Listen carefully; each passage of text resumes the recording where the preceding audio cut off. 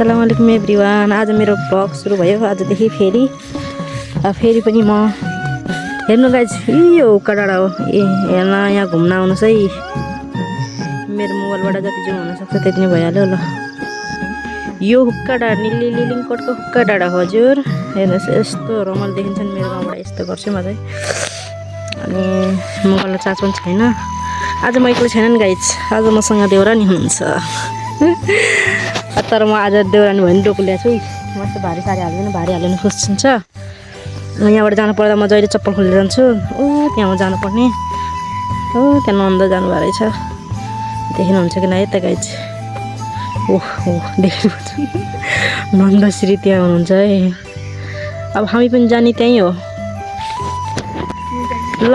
अब हामी चाहिँ यहाँबाट हिँड्यौँ, पुग्न पनि त्यहाँ तल हो। तर हामी छिट्टै 1 घन्टामा घाँस काटेर आउँछौँ। अनि आज चाहिँ माइली देउरानी चाहिँ खाना पकाउँदै हो।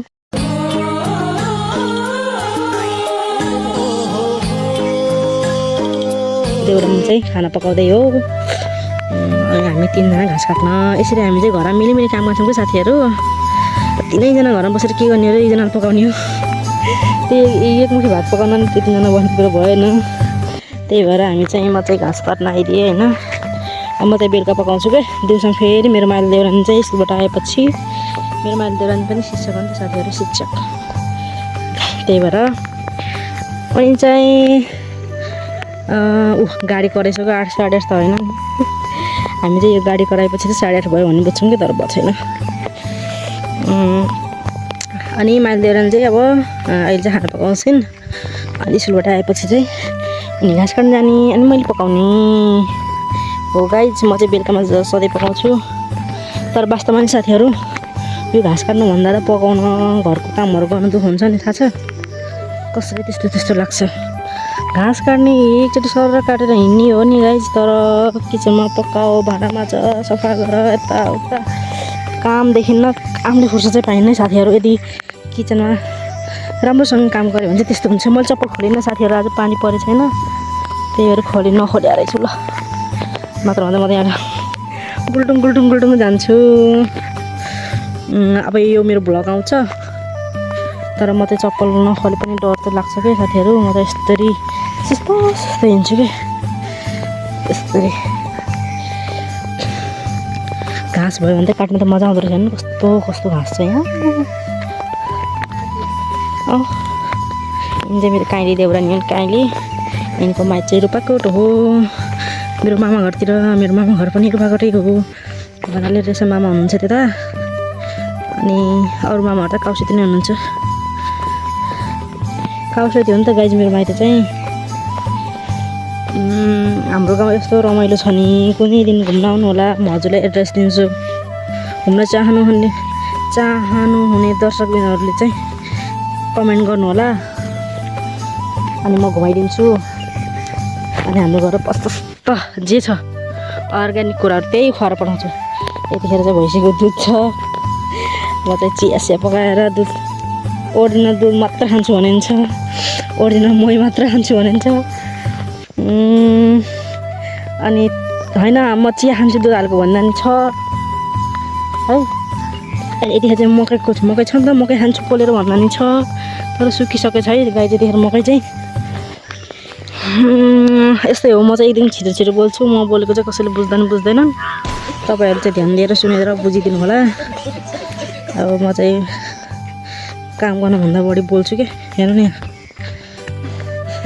नत्र भने म यतिखेर पुग्नु पर्ने हो कि मान्छेहरू। तर म त हिँड्न डराउँछु कि यस्तो सुस्तो हुन्छ।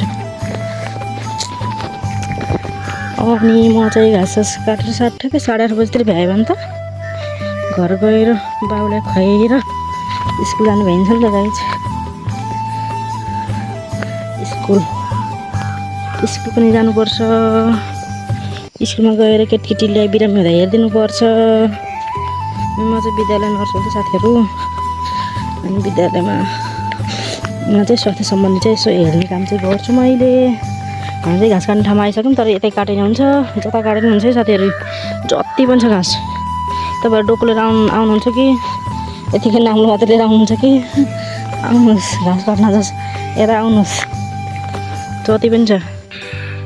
टाढा हुने नजिक हुनु चाहिँ नआउनुहोस् फेरि भिडियो सुनेर फेरि सबै घाँस काट्न आइदिनु भने मलाई बर्बाद हुन्छ न टाढा हुनु चाहिँ आउनुहोस् 2-3 दिन लगाएर तर नजिक हुने यताउता गाउँकाहरू चाहिँ नआउनुहोस् है गाईहरू फेरि घाँस काटेर भ्याएर यहाँ गाली खाँदा नि बुहारीले घाँस काट्न बोलाएको थियो एउटा आफै सबै भने मैले सेलाएर घाँस काट्यो भने भयो नि त अनि म घाँस काट्न कहाँ जाने मलाई सजिलो लाग्ने यो अन्त त अलि अप्ठ्यारो लाग्छ कि साथीहरू अलि तलै हो तल त म त जान्न त्यसो म त जान्न क्या म त यतै काट्ने हो अब म एकैचोटि घाँस काटेको भिडियो बनाउँछु मोबाइलले साथ दियो भने मोबाइलको चार्जले होइन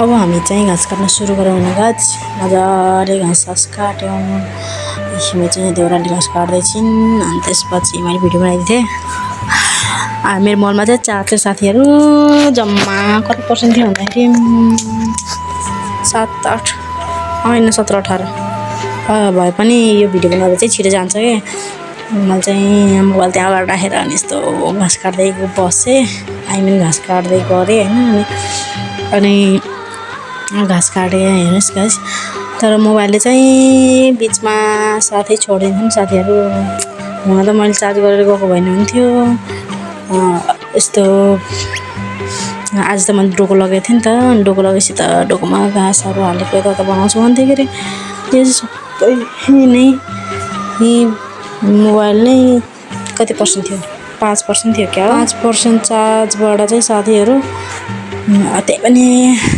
त्यही पनि भ्लग बनाउने सोचेपछि त होइन 5 न 10 5 न हिँडेन साथीहरू अनि म चाहिँ जसुकै होस् भनेर मोबाइल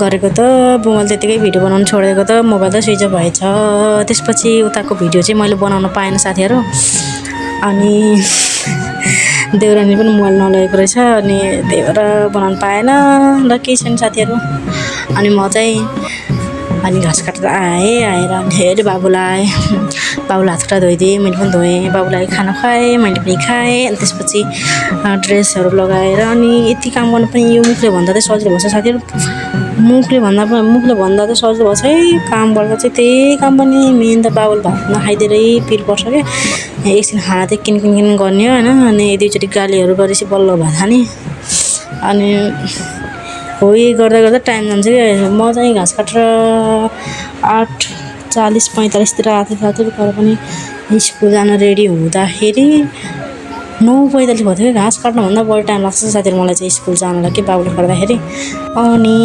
मैले अनि त्यसपछि म चाहिँ रेडी भएर हिँड्यौँ हामी 2जना बाबु र म अनि त्यसपछि मलाई छोड्न चाहिँ बुढो जानुभयो किनकि आज काठमाडौँ जाने हो नि त त्यही भएर मैले स्कुटर लिएर आइनँ भने त मैले लिएर आउँथेँ अनि त्यही भएर आज चाहिँ भिडियो गर्न पाएँ हेर्नु न म जाने बाटो चाहिँ म जाँदाखेरि हिजो पानी परेको आज चाहिँ यस्तो मजाले घाम लागेको छ नि त अनि मौसम यस्तो राम्रो देखेको थियो नि साथीहरू म अरू त म स्कुटर चलाउँथेँ नि त अब यता भिडियो त गर्नु पाएन हुँदैन नि त मिल्दैन पहिलाबाट म स्कुटर चलाउनु एकदम डराउँछु यस्तोरी चलाउँछु जे पनि भिडियो बनाउँदा मिल्दैन नि त अहिले हेर्नु न मैले यस्तो ओपन चाहिँ म स्कुल जाँदासम्मको बाटो हो कस्तो हेर्नलाई यस्तो रमाइलो छु तपाईँहरू त घुम्न आउनु के साथीहरू देश विदेश किन जानुहुन्छ हाम्रो यहाँ घुमाउनु न